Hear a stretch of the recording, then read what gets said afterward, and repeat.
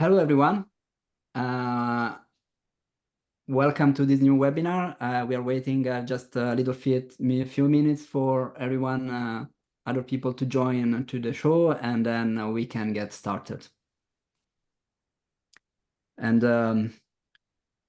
during this waiting moment, I would ask to yourself if you want to type into the chat, what does sustainability means to you? Maybe it could be interesting to see, your opinion on that.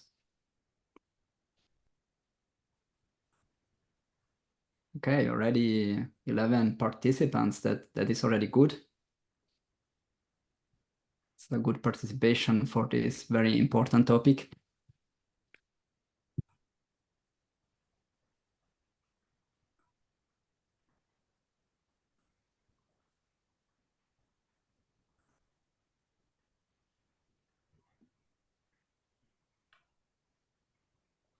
And I think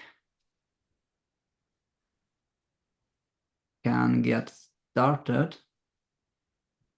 How does it sound for anyone of you? Can go? Yeah, that's okay. So thank you everyone for being here today, and welcome to this new Réseau Biotechno webinar. My name is Samuel Elisi, and I'm excited to be here with you to discuss sustainability and to show how it could shape your scientific career. I'm convinced this topic will bring challenges, of course, but also opportunities in many future jobs in the life science industry. To help us diving into this topic, we have two exceptional speakers. The first is Joel Eichmann, who is an expert in bioprocessing and the leader of the Green Elephant Biotech, a company that is revolutionizing single-use plasticware for cell biology research. Joel is also an excellent communicator. He posts regularly on LinkedIn, and he is the host of the popular podcast Doppel Helix, which is in German for German speakers. Next is Sandrine Fouché. She is founder of the Starty Labo and an expert in sustainable procurement. Sandrine helps companies design sustainable laboratories from scratch. She is my Green Lab ambassador and shares promotion from laboratory suppliers on her LinkedIn profiles any week. So make sure to follow her if you want to save some money. Thank you both for being here, of course. Thank you. Yeah, thanks for inviting. Of course, you are welcome.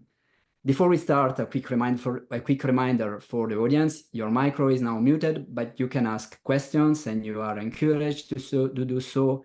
You can do so by raising your hand, and I will let you join the conversation, or you can type that into the Q&A section, and I will read that to the speakers.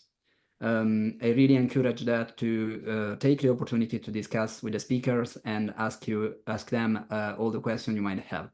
So with that information in mind, let's start our session. And the first question I would like to ask to you, starting with Sandrine, is how would you define sustainability for someone who is just approaching this topic in the life science industry? Thank you. Thank you You're for welcome. the invitation. So I'm Sandrine. So for me, sustainability means balancing current needs and preserving resource for the future generation. The report from Jack and the scenario have convinced me that we must start now implementing action in company. So Yeah. You understand me? Yeah. Yeah, sure. It's perfect. Okay, so because I think they can have time and to implement this change and spread out the associated costs. So yeah, for me it's important to have a balancing between the preserving resource and the current need. Yes. It's my definition of sustainability. Okay, that sounds great. Joel, do you want to add, also your perspective to that? Oh, I really like this perspective. Let me think if there is anything to add.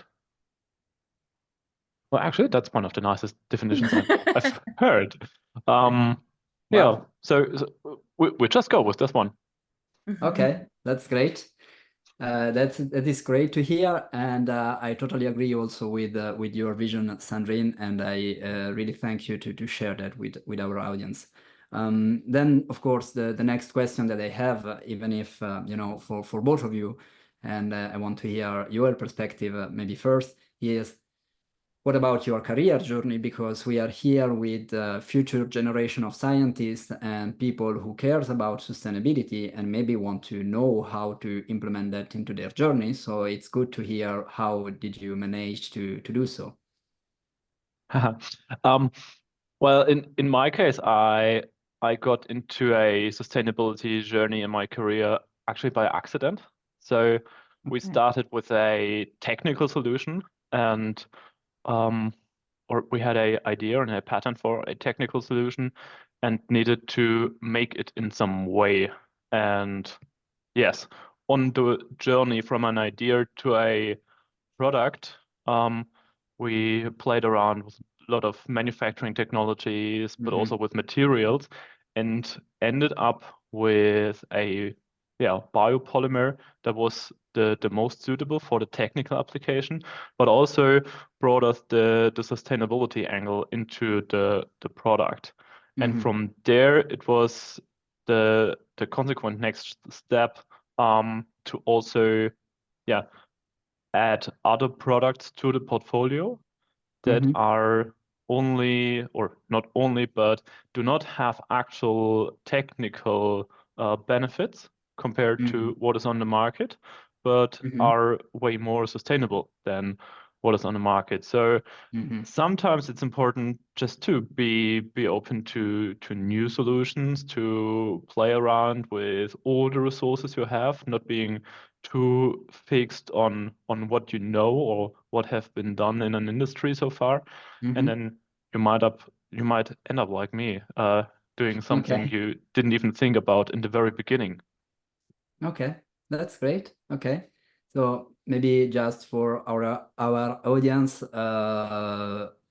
if you want to share a quick words about what's the biopolymer you are using in your what type of solution you have in your company, which is the Green Elephant Biotech, just for our audience who don't know it. Maybe if you want just a quick word to precise. Yeah. So what we do for laboratories is we do these microplates, and Oh, they are wow. from a Okay. they're from a plant-based polymer, which is made from cornstarch that is fermented to lactic acid, is polymerized, so it's polylactic acid. And you know, in lab waste usually goes into incineration. So if you make it from polystyrene, for example, carbon will accumulate in the atmosphere, while carbon is the raw material for a biopolymer like PLA. In the end, it's not a carbon neutral product, but we did life cycle assessments on this, and we can, even if the PLA product is incinerated in the end, carbon footprint is reduced by about 50%. That's what we do on the one hand. The other thing we do is this is why we started. So the structure of this fast growing adherent cells like stem cells, it's so complicated you can only make it in 3D printing. So this is how we got in contact with PLA in first place. Wow. Okay. Thanks. That's very interesting, and thanks for showing you know the fruit of your work and the work of your team with us. So what Yeah. about you, Sandrine? How did you end up moving from your career journey and aligning with sustainable goals? I started my career in the laboratory, and I was responsible of for setting up the laboratory and handling product procurement. So I can see that immediately that we can buy lots of single-use product, etc. And from my young age, I was aware of human impacts on the ecosystem. I always took steps to reduce my water, electricity, or avoid pollution with my daily waste. So, and in my job, in my daily work, I try to use public transport, etc. So it's not a new part of me. It's always a part of me since Since long. begin. So now for in my work I really understand last year after I don't know a meeting I understand that the laboratories will have some issue or with because laboratory are using lots of equipment with lots of consumption, energy consumption, and lots of water, lots of and lots of single-use product. So it's I really understand that I immediately understand that I need to now to promote sustainability procurement, not just procurement about purchase, but sustainability procurement. Yeah, thanks for precising that. Procurement means purchase for those might be not familiar with this word. Okay. What's great about your answer, I think that you immediately, shared that you all started with a patent and a technical solution in mind, and sustainability was, as you said, by accident, but also provided you an opportunity to build your unique product. And you, Sandrine, the same, you wanted to align your personal values and found a way to basically now encourage laboratories to take this more sustainable approach. So it brings you the opportunities of integrating this into your career. Exactly. And my next question is, of course, is about that. What kind, opportunities do you think sustainability can bring for a future, life scientist in her work? Me? Go ahead. Yeah, go ahead, Sandrine. No. I think, for example, in 1 or 2 years, the sustainability score could account for up to 15% of the total score in a public procurement.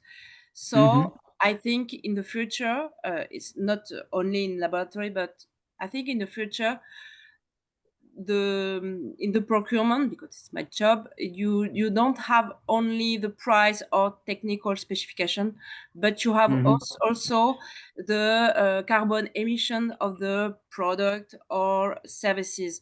So it's really important to understand how to measure, how to evaluate or track it, and you can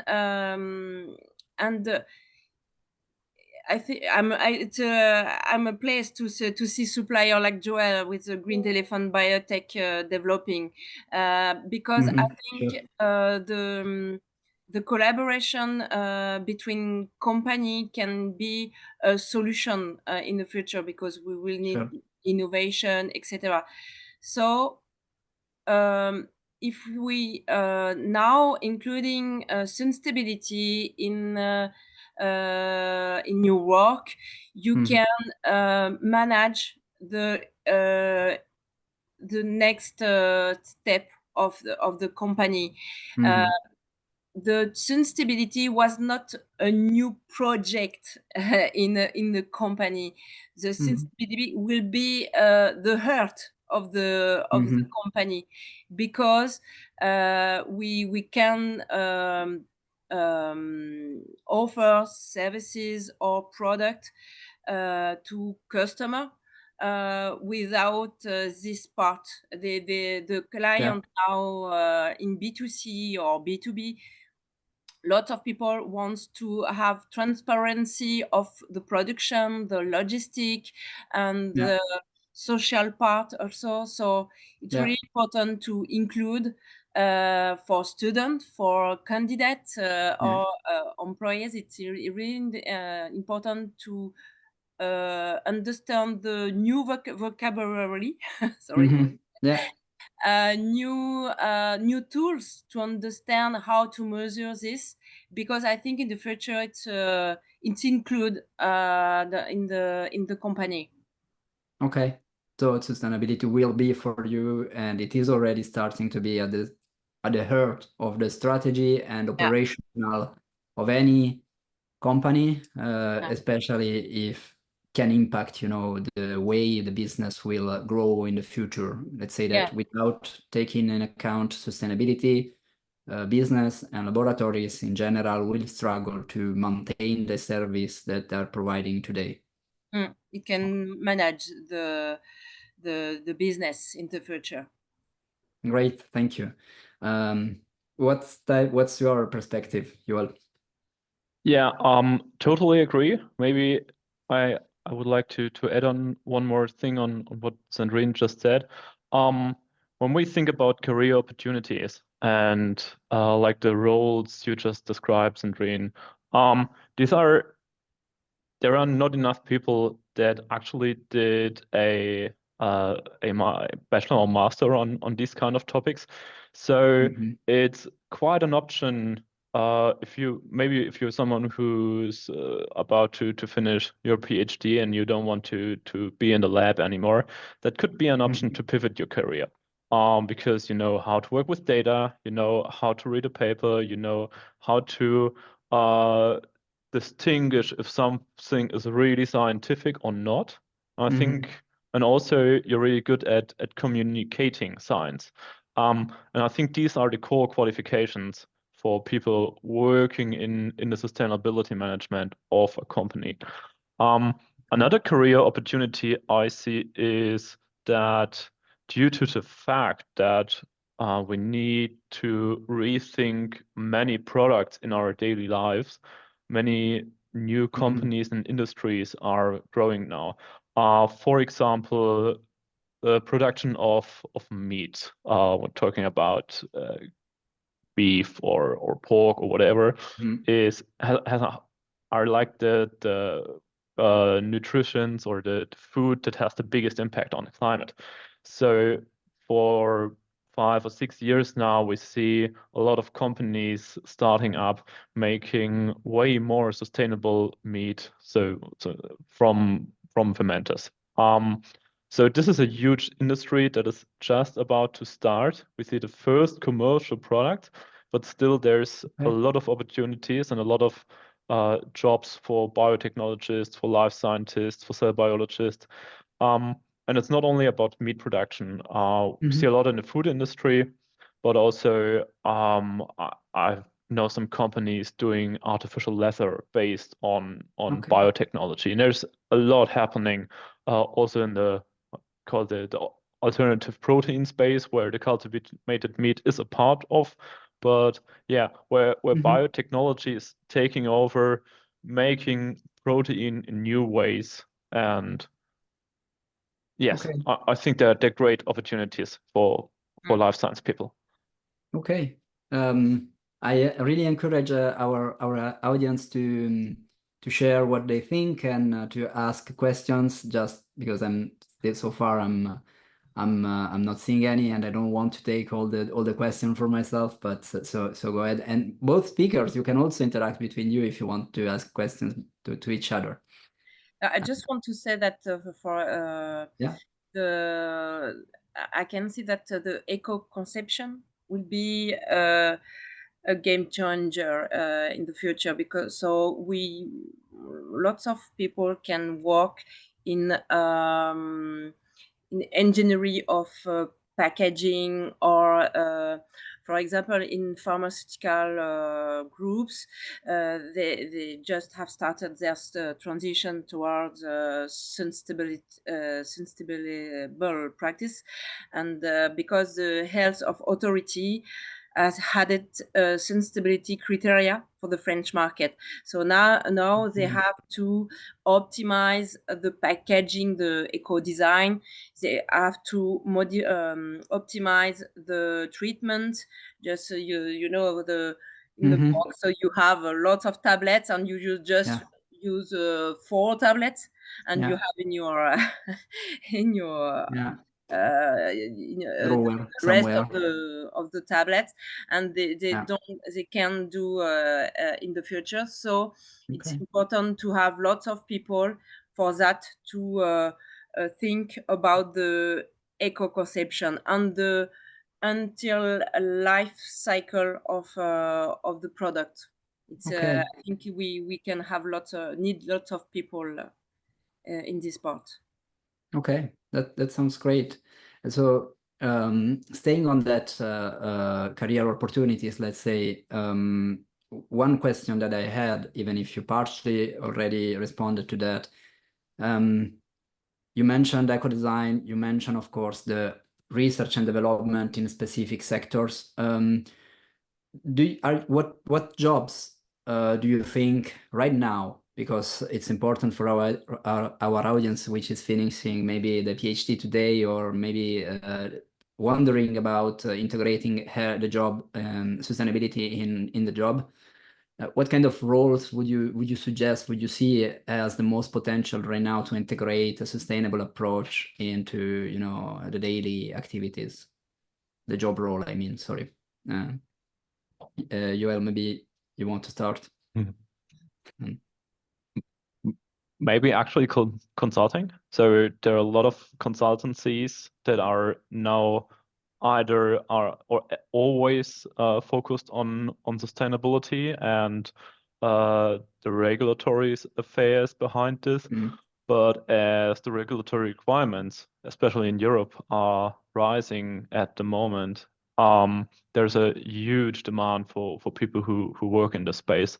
And I think this is a opportunity where you can really learn quite fastly about how companies work. So when you come from academia, you might have never worked in a corporate. So that's where you can learn really fast and implement sustainability in other companies, but also learn about all the topics that are related to sustainability and regulatory.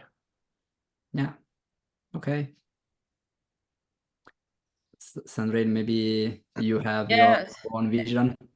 Sustainability roles are quite new and mostly present in large company. For my customer are a small company, and in general it's the management or HR department.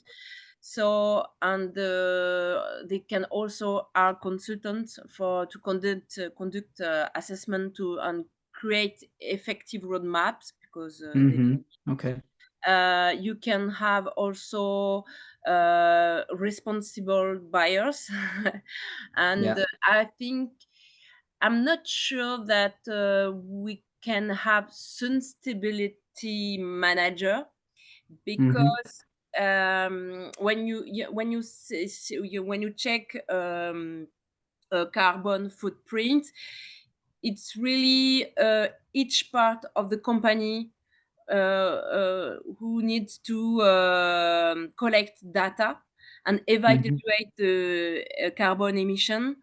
So I think it could be important to have one people to manage this part, but not only with a unique role. I think Yeah. Okay. it could be a manager, or it could be a lab manager, or and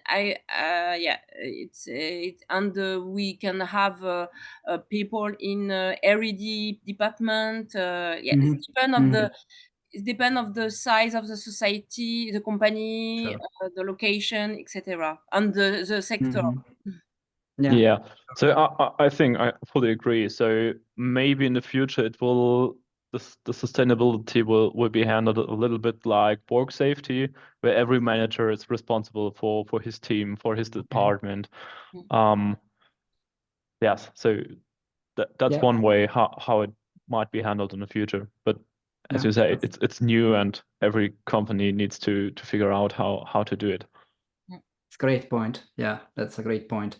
And it's join a little bit, you know, the question that I'm seeing from Tatiana. I hope I pronounced that correctly. who is asking, of course, nice to be here. And the question is, how did you manage to fight the resistance of staff while implementing sustainability policy? We all know, and this is something that I'm hearing often. Let's say that it's, she is saying, we all know that some people are accepting any sort of change very hard and change status quo, challenge the status quo, and sustainability is challenging a little bit the status quo. Could be hard. So I don't know if you have, any tips or experience that you want to share in, overcoming barriers, internal barrier, I would say, to help your customer maybe, or your internal companies accept evolving on this sustainability topic. Well, I can start. Yeah, go ahead. Sorry. Because I really have this this issue. I think the main barriers are often cultural and financial, and sometimes time. It's crucial to educate and train teams, and also invest in sustainable technology. For example, on the procurement side, we need to exchange with a supplier to convince them to communicate their commitment to ecological transition. But sometimes they fear being compared if, for example, they calculate the carbon emission of their product. So it is not easy, but overcoming internal resistance to change is also necessary, showing that long-term benefits outweigh short-term inconvenience. Each company must work on the point, the important point to their organization, and it depends on the sector, etc., size, etc., and focus on the main point, main point in the company. It's not important to do to be the best, the sustainability best company, but it's important to manage what is the best for the financial part of the company, and the sustainability part, the impact of the company to the environment. And yes, I also speak about the balancing, and it's very important, because if you want to had lots of things to change the impact of the company, some people can't understand. And for example, I really recommend to organize, I don't know, team building, or yes, just to learn words, the tools, and why we have to do to change the practice. It's not to the communication is really important, internal and external. Okay, yeah, sure.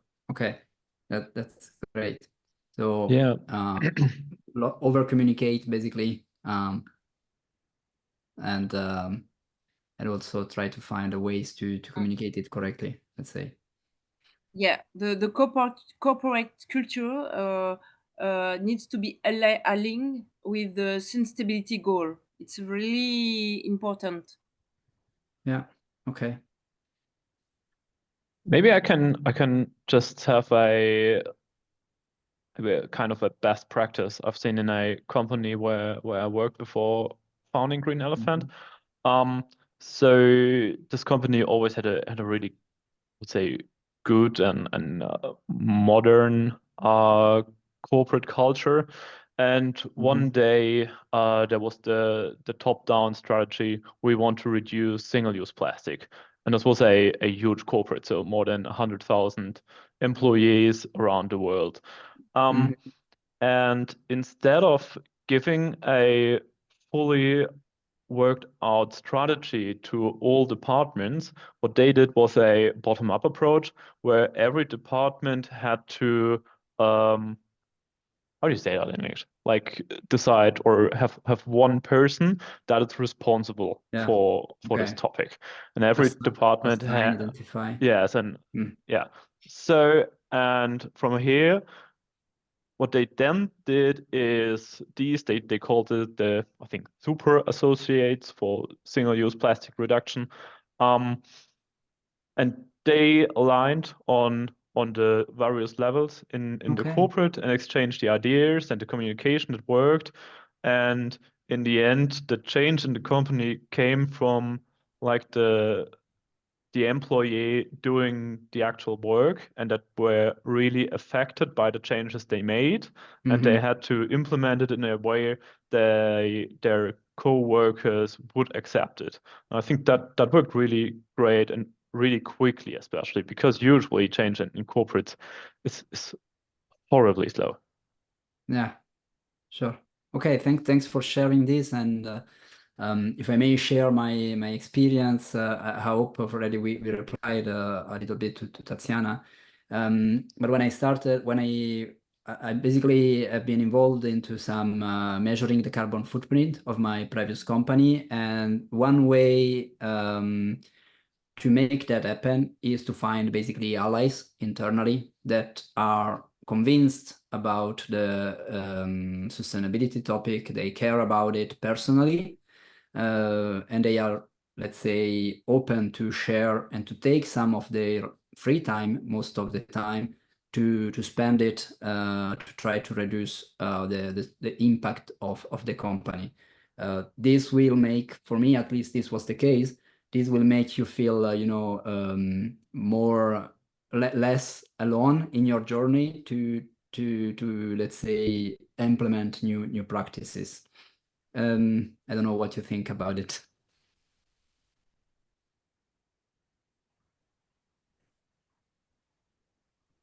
Is it something you can still hear me? Do you think, what is it? Is it something that you feel it would it be the same for you? You would say that is a good advice, kind of, For me? for both? Do you share this point of view?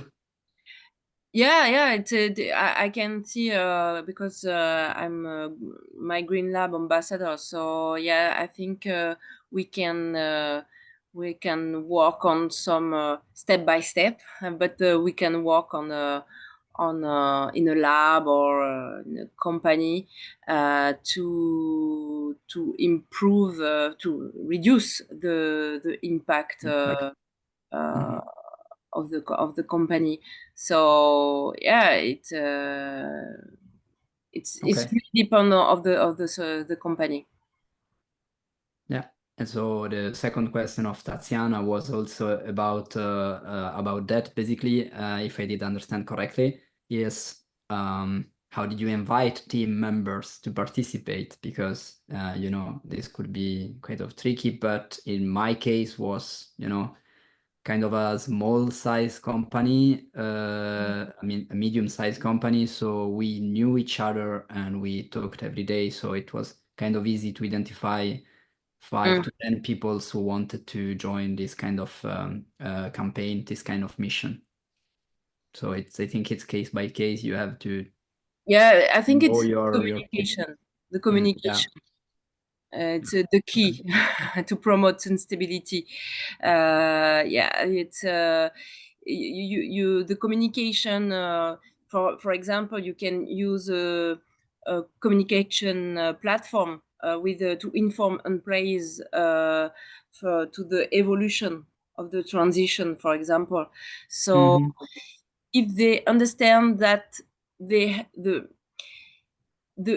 the carbon footprint, it's really important to understand that it's not only the top management who are interesting for as usual, or financial part, etc. You can ask to each employees to what is the how they can go to the company. Is it with their car or public transport? So each employee of the company are now an actor for the transition. So if you can transmit this and communicate of the evolution, and I think it's not necessary to be I don't know, the top management, or sometimes I said that you have the bottom the bottom up approach, you mean? yes. Yeah. And it's important to start. It's really the first is to start to communicate, and after you can see. And I think you need time, because we can change something because you have to avoid habits, etc. So you need time. So it's why it's important to start now, and communicate every day or every week about the transition. Yeah. And there is a question from Alice, actually, which is still around this topic of communicating and about convincing, is what about the public sector and academia, for example? How can we approach this topic in academic labs where we cannot bring external help to implement this? If I translate that a little bit, I think the question is pretty clear, but let's say that maybe there is some specific challenges to public sector. One that I've read about is that, academic system is rewarding publication, and not, sustainability in any way. So this could hinder, the acceptance. But yeah, do you see any public and academic way to implement that in academic and in public?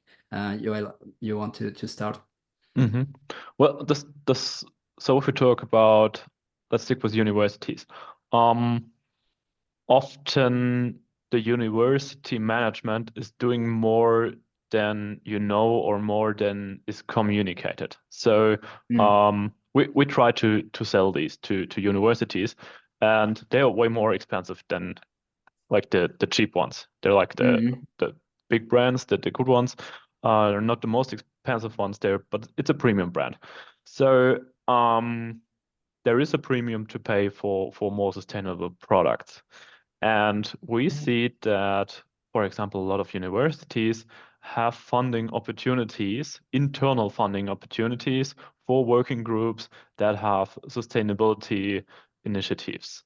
And that's something, you can check if a university is already having something like this in place, or there's the option to trying to implement this at the university, or at least giving this idea to the university management. The other thing is, I'm always a big fan of first thinking about what you want to achieve, and then see where do you have the biggest impact with less work. And in sustainability, there's often some small things that have a huge impact.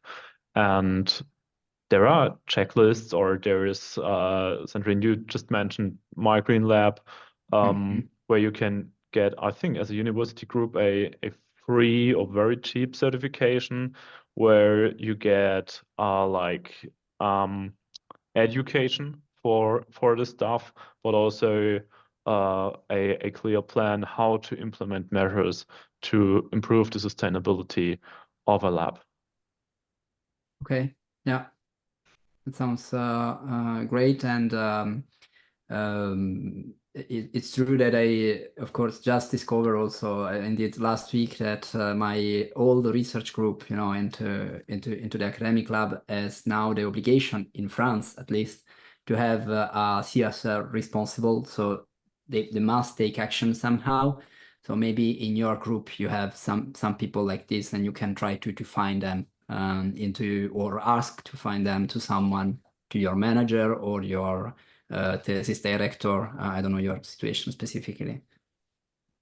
Sandrine, you want to add something to that, to respond to if you have seen, how some department in the academia has implemented new sustainable practices? Practices lab manager, and but I can see the in the poor Charles department, because but in general it's lab manager, because when they want to buy equipment or single-use consumable, they try to look to the energy consumption or water consumption, etc. So now I think they check the technical description, not for their application, but also for the impact of the environment. So, for example, now you can have green chemicals, etc. But it's really new in a lab. I think at this moment, because the financial part is also important in laboratory, in the public laboratory, Especially, it's sobriety. Sobriety, it's a first key, and I think it could be a really a main key for the sustainability transition, because sobriety, you can reduce costs and reduce quantities, so automatically you reduce your impact to the environment. So for me now it's more sobriety, and they check when they buy a new equipment, but I can see big change in practice now. Okay. Or Okay. about, yes, sometimes about the waste, they can have, for example, tips, not tips, but the box of tips. You can have a recycling a process, etc. So sometimes they can start with recycling process for tips, or I don't know, or gloves. So yeah, they start, but it's not big change. Okay. And I'm very curious about, you mentioned both from a different angle, actually, the price and the cost into your answer. You said, Sandrine, that laboratories in general, and I feel like it's true, and I felt like this when I was, a PhD candidate, want to reduce costs. And what I read is sustainability can also be considered, a more sustainable product, as you say, is often more expensive than the classic one. Maybe not the most expensive, but it might be the more expensive. Is it a barrier, the cost and the price, let's say, depending on which side you are looking, at that perspective? So for you, the fact to be a premium product in that space, maybe is it a barrier, or is it not today?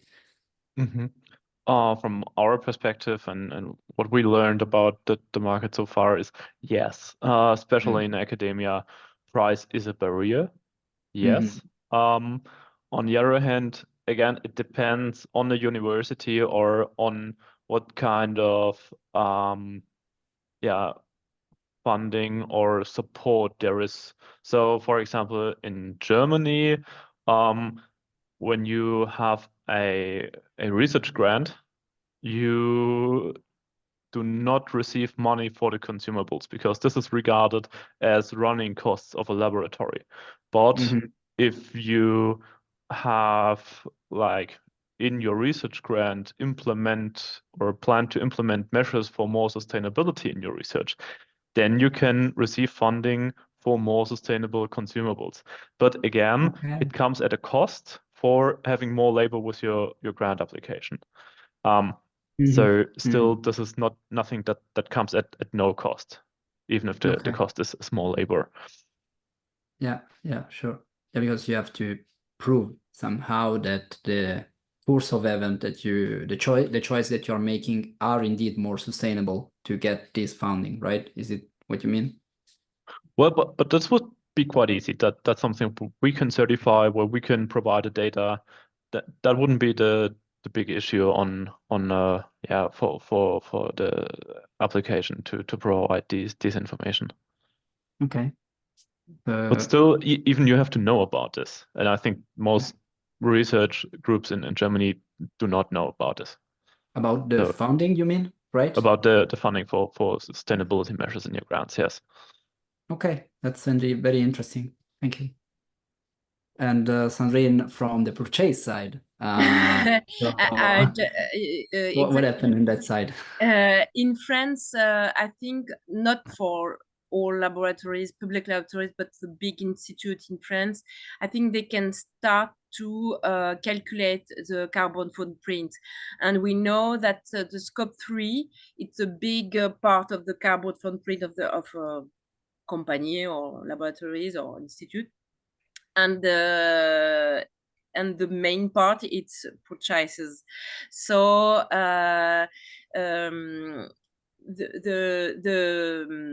now to calculate their own carbon footprint, they need to know the emission carbon emission of the product they buy. So it's not easy because the supplier, for example, in the lab supplier in the lab sector, they don't communicate about the specific carbon emission of the product, but so they calculate, they ask to the supplier if they calculate their own carbon footprint, and they calculate the equivalent with the total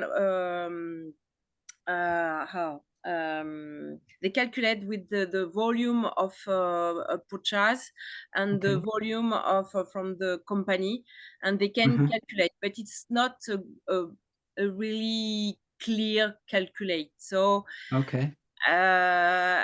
but at this moment they just start. So in the future, supplier have to give the exact carbon emission of their product, and the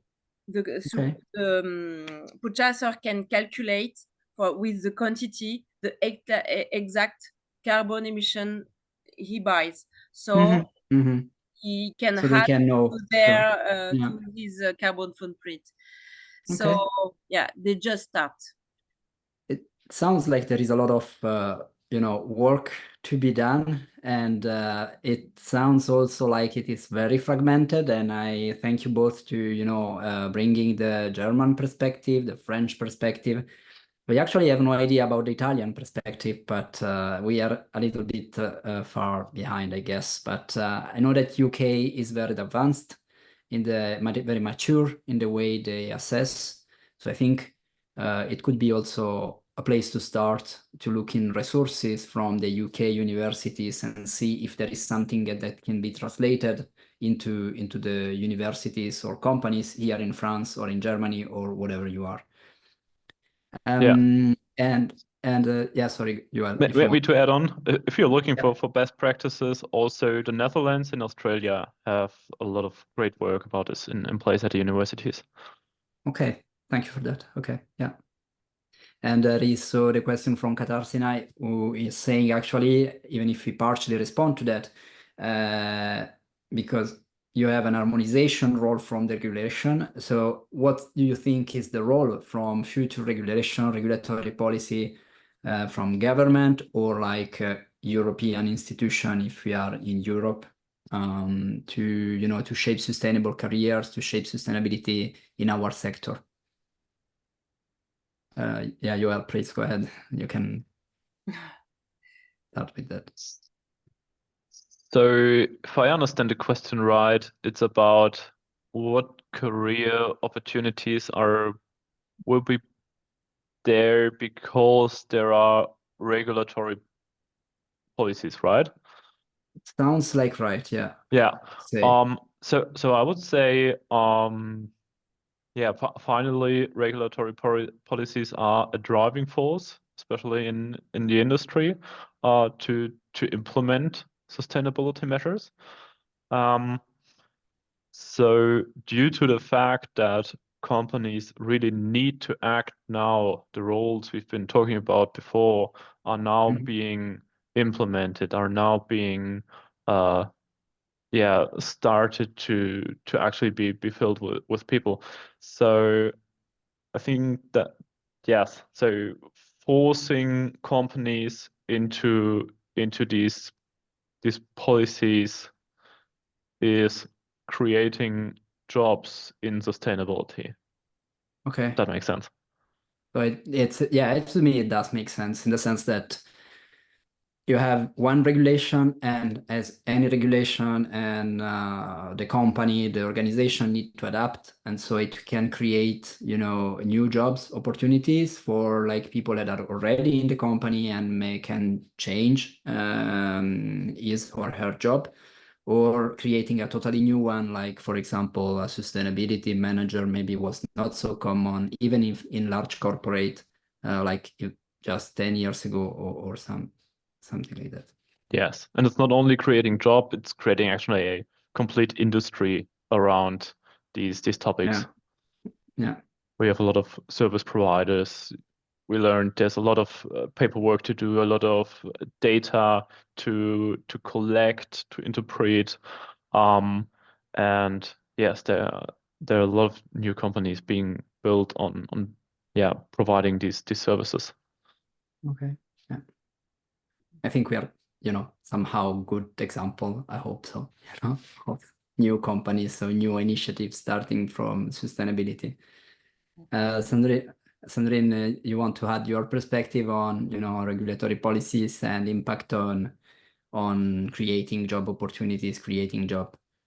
Yeah, in the future, the company or labs, etc., will have to do lots of reporting, extra financial reporting, as equivalent as financial reporting. So I think you can have also lots of job in intelligence, artificial intelligence, because with digital intelligence you can accelerating some process. So I think to improve your the detection, I don't know, the detection of to reduce waste, or to detect the volume of water, and so I think we can have also some new people to track and measure the deviation of some KPI, because you will have KPI on sustainability. Okay. And I think yes, digital EA can be a solution for to optimize sustainable processes. Okay. That sounds great. I'll take the last two questions from the audience, and then I think we can, wrap up and close the webinar, which was a great experience, and I really thank you both of you. Alice asked, and I really like these questions because to me it sounds like that, but to me it sounds like she's asking what are the low-hanging fruits that bring a very good results.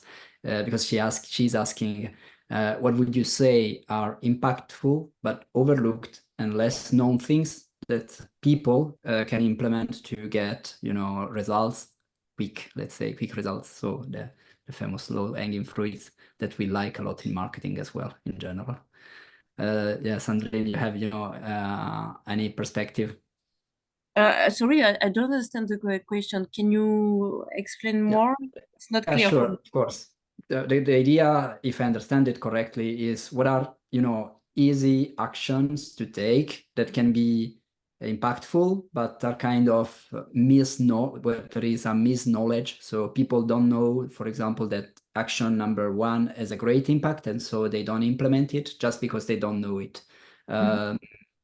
You have maybe one specific example in mind or story that you want to share? In the laboratories, for example? I assume yes. Yes. Okay.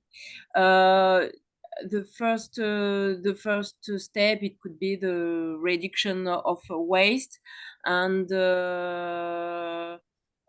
for example, I already have a meeting with a big company, and for example, they look about the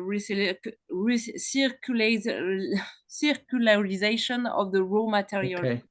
So, Yeah. Okay. but yeah, it's depend of the company. Yeah. Okay. So for you, it's more like find a better way to manage your current waste, if I understand correctly, and find the Yes, most because circular one. for the waste is for all companies, so we can start.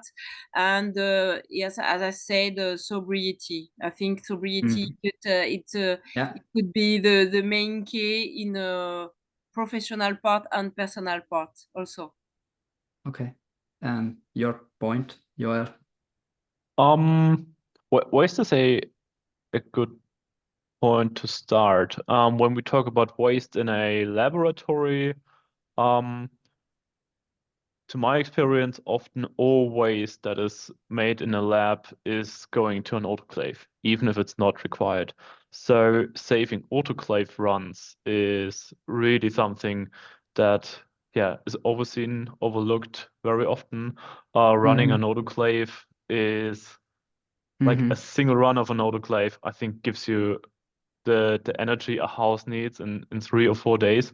So and often more than 1,000 liters of water is needed for a single autoclave Okay. run. Yeah. So this is really having a big impact. So if you could separate from trash that needs to be autoclaved and trash that might even could go into recycling, that could have a big impact. And the other Sure. thing I like is the deep freezers. Deep freezers are traditionally set on -80 degrees. Setting them to -7 degrees in almost all cases doesn't have any effect on the samples or cell lines stored. But again, it has a huge impact on the energy consumption. And usually the deep freezers are the biggest energy consumers in a lab. Yeah, I agree. Yeah, sure. Thank you. And And Alice, if I think the My Green Lab Ambassador free program on mygreenlab.org is a great place to have that kind of information. yeah, It's like a free training for anyone, and you can start from there, and you will learn. It takes like one morning to be spent on that.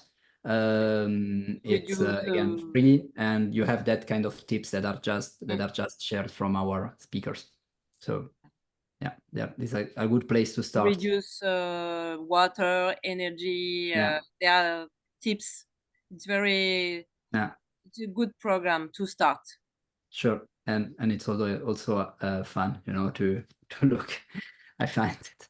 And Daria, and this is something that is very also interesting, I think, is do you have, some latest decision that biotech industry take and impact on sustainability? I would translate that something like any key milestone that have been communicated now, and some latest interesting decisions said from the biotech industry, and that you could share.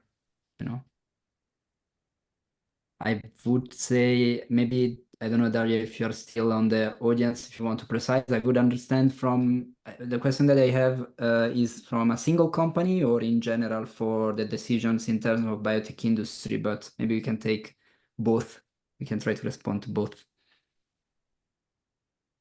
I can do a start. Yeah.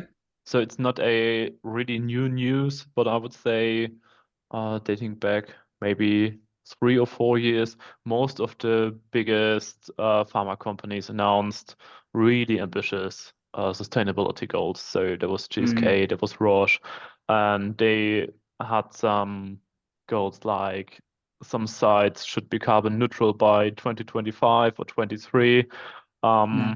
I think that was in a very short period where a lot of big corporates announced these goals. And then one thing that is not a news, but a company I can recommend just to look at. I think they're based in Switzerland. They're called 1023. They're a CDMO, a contract manufacturer for, I think they're pretty strong in the cell and gene therapy. They are a quite new company, and from day one, they were dedicated to sustainability. So all the facilities, all the laboratories, all the production facilities were always constructed and built and designed with sustainability in mind. And I think Okay. they communicate a lot about this, and there are some best practices that can be copied by the industry. Okay. Wow. Thank you. Maybe you have examples in mind, Sandrine. Yes, I can see that some supplier communicate a lot about the production or the building of the production. So, for example, Eppendorf, they speak about the biosource of the plastic and how they create the building, etc. So, yeah, we have more and more company who communicate about their transition and how they can implement in their company. So I hope that it could be Right. a focus for another company. Yeah, they could lead by example and Exactly. raise the awareness. And yeah. I have one more, actually, and that's in news.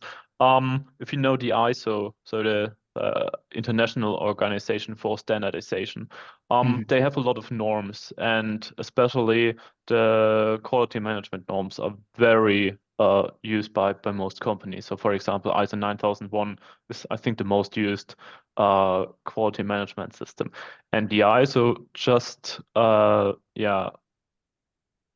implemented climate change as one of the core topics in all company management frameworks. So a company that is ISO 9001 certified, which is basically like every pharma company, they have to consider and evaluate the impact of climate change in like everything they do. So in all the company assessments and all risk assessments, climate change needs to be regarded. And I think this is raising a lot of awareness in like on the one hand the quality managers, but especially again on the executive level.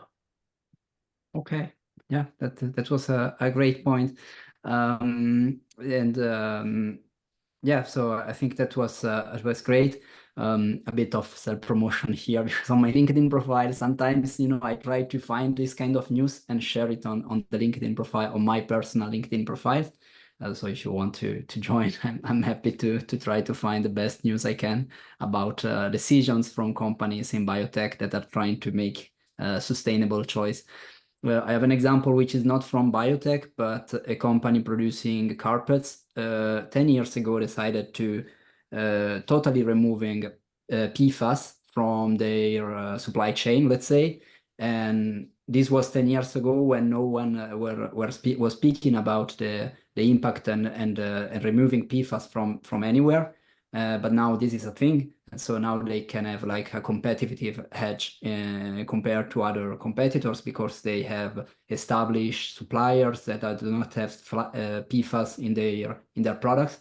So they are now much more mature compared to other companies. And so yeah, that is kind of a decision that it was very bold at the time, but very advantageous now, bring advantages now. And with that, I think we can close today's session. And it was, to me, a great session. I hope you had fun, the audience and the speaker, and I hope we raised awareness. I don't know if you want to add, any last word, both of you, Joel or Sandrine. Joel. I hope it's not gonna be my last words. But no, thanks for participating. Thanks for spending your time on this very important topic. I think it is the major challenge of our time, even if it's not in all minds as drastic as it actually is. So thanks for joining today. Thanks for your questions. Exactly. And maybe that's the one takeaway. Just start somewhere. Exactly. Yeah, thank you. And this was already a good start to learn from two very great experts, and I'm very thankful to all of you for being here. And we will come back in September with our webinars. In the survey after the webinar, you can suggest topics if you want to hear something in specific. And thank you for being here again, and have a nice evening. Bye-bye. Bye. Bye-bye. Bye.